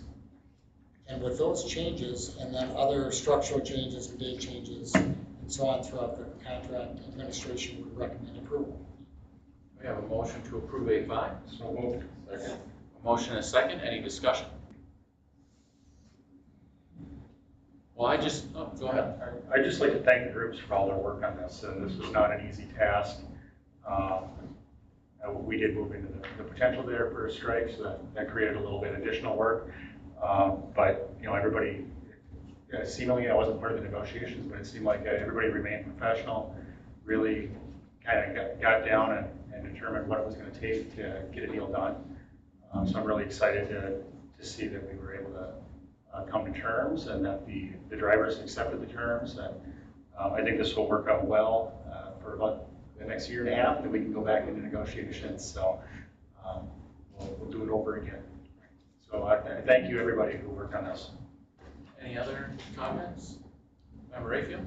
I'd just like to just reiterate thanking everybody. And I walked down to the bus stop with my daughter, and it's such a nice part of my life to see that bus drive up and, you know, get up, you know, she gets on and gets to school, and it, you know, and it's really reliable, right? I mean, at the same time, every day that bus shows up, and to think of that happening around the district, you know, picking up, you know, 7,000 kids or 6,000 kids every morning, it's incredible. It's an incredible job these bus drivers do, and get those kids to school and then pick them up. And so, you know, we're just very lucky to have such a highly functioning bus service, and I'm really proud of it. And so I'm just very relieved we've got the settlement and we're moving forward. Member Tyson? I just want to add quickly that, you know, I'm just so relieved and I'm so happy for our drivers. We talked in the listening session, one of the bus drivers was there, and just how we've always had the community bus drivers that really care about their routes and their kids that they pick up. They know little nuances about them, and it's just so endearing that they're really embedded in our community and they do such a great job. So I want to thank all the groups and thank our board chair for his hard work, and Member Corcoran, and our superintendent and everyone else. It's Donna over there with the bags under her eyes. Just joking, Donna. So, thank you. Well, this is the first time I was ever involved with anything, and it's a very interesting process. Being that I don't work in this kind of environment, it was really eye-opening to me how this all works and the amount of patience that you need to go through this process. It's eye-opening. So thank you for letting me be part of it.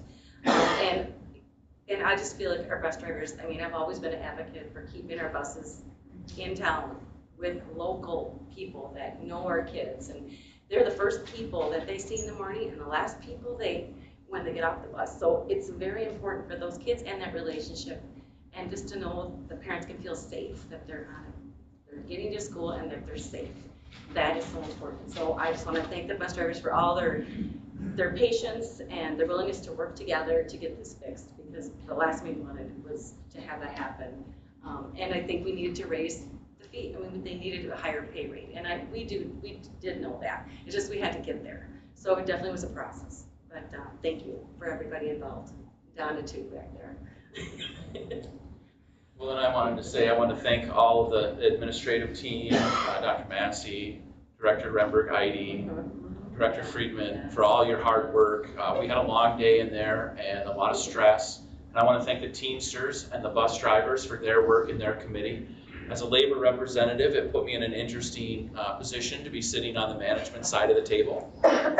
So that's a unique difference, but I understand the process, and the process can be a little bit bumpy at times. And this one did definitely test everybody's ability, and I just want to thank everybody for taking the time to get this done. I value our bus drivers at a high level, and I'm glad that we fortunately came to an agreement where everybody could move forward. So, any other discussion? Hearing none. We should do a roll call on this. Member Clerk, would you please take a roll call?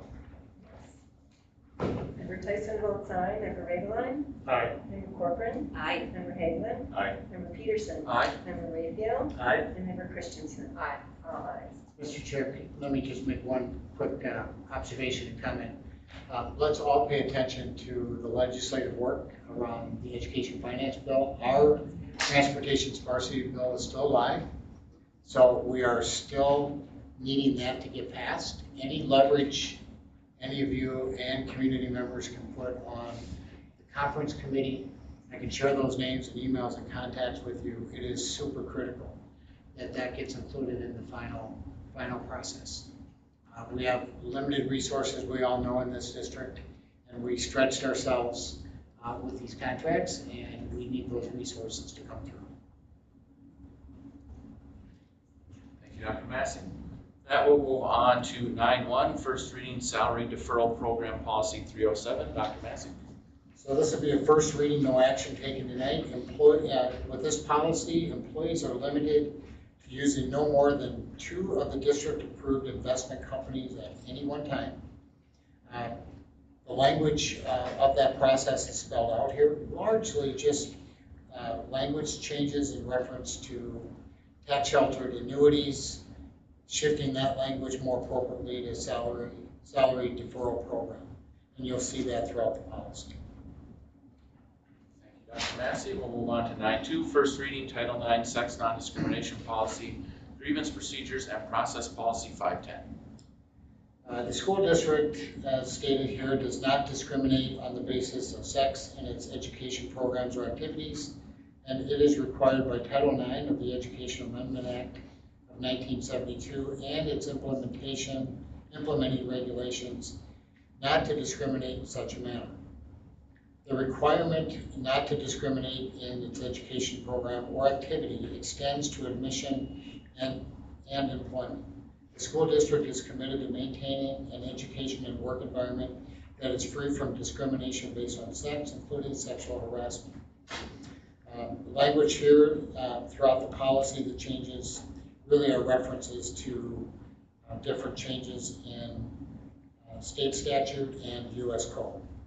And you'll see that throughout the policy. Thank you, Dr. Massey. We'll move to 9.3, first reading community use of school district facilities and equipment policy 701. Purpose of this policy is to provide guidelines for community use of school district facilities and equipment. The district is committed to making available the use of school facilities to all citizens of the district.